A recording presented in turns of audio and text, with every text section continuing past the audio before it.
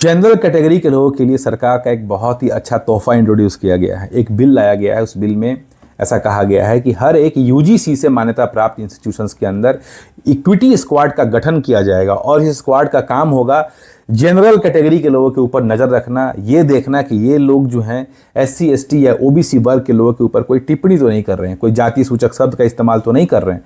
अगर उस स्क्वाड के मेंबर को ऐसा लगता है कि आपने ऐसा कुछ कहा है या कुछ किया है तो वो आपके ऊपर एक रिपोर्ट तैयार करेगी और 15 दिन के भीतर उस रिपोर्ट को पुलिस के पास भी सबमिट कर दिया जाएगा और उन्हें सच में लगता है कि आपने कुछ कहा है।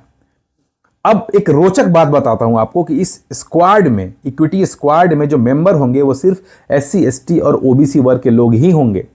सरकार ये मानकर बैठी है कि जो आरोपी होता है वो हमेशा जनरल कैटेगरी का लोग होता है और जिनके ऊपर घटना घटता है, जो विक्टिम होते हैं, वो हमेशा निचले वर्ग के लोग होते हैं।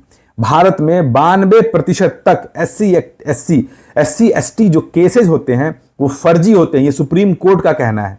फिर भी सरकार इस तरीके के बिल को इंट्रोड्यूस करती है और एक तरफ कहती है कि हम विश्व गुरु बनने वाले हैं। आप सोचिए कि प्राइवेट इंस्टीट्यूट्स में या फिर एक गवर्नमेंट इंस्टीट्यूट में अगर इस तरीके का स्क्वाड अगर आप बनाते हैं, इसका क्या इंपैक्ट होगा। कोई आदमी पर्सनल दुश्मनी निकालने के लिए भी आपके ऊपर आरोप लगा सकता है। और इस बिल में यह भी कहा गया कि अगर आपने गलत आरोप भी लगा दिया तो आपके ऊपर कोई कार्रवाई नहीं होगी।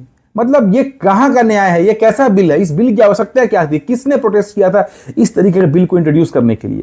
सवाल पूछिए, कमेंट जरूर कीजिए, बताइए आपको क्या लगता है इस तरीके के बिल से भारत का भला होगा। क्या हम सच में विश्व गुरु बनने के लिए बहुत तेजी से आगे बढ़ रहे हैं।